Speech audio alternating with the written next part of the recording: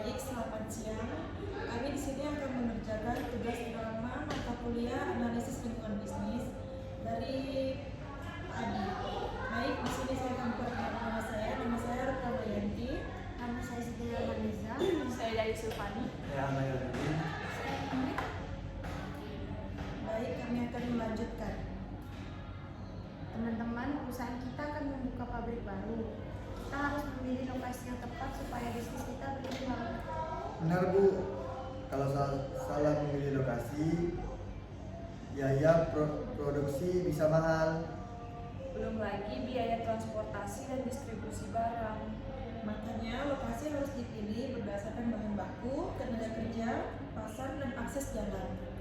Saya juga setuju kalau akses sulit, pengiriman barang pasti terlambat. Cari tempat jangan sembarang, kalau salah bisa berantakan. Dekat pasar dan jalan raya, biar usaha makin berjaya.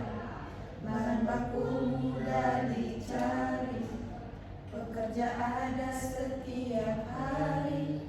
Kalau lokasi sudah tepat, untung besar cepat didapat.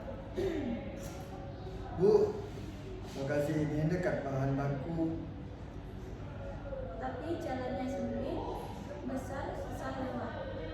Kalau pengiriman terlambat, biaya bisa membengkak.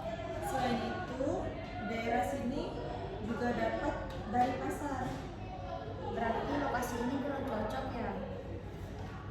Ya Bu, kita harus cari tempat lain. Jalan macet bikin pusing, barang datang jadi bingung. Terlambat setiap hari, pelanggan marah sendiri. Kalau akses tidak lancar, bisnis bisa jadi buyar. Makanya pilih lokasi penuh strategi. Nah Bu, lokasi ini dekat jalan besar. Distribusi barang pasti lebih mudah. Tenaga kerja juga banyak di daerah sini. Selain itu, lokasi ini dekat pasar sehingga penjualan lebih cepat. Tapi biaya sewanya cukup mahal. Walaupun mahal, tapi keuntungan jangka panjang lebih bagus. Dekat pasar hati senang, barang cepat langsung terbang. Pelanggan puas membeli, untung datang berkali-kali.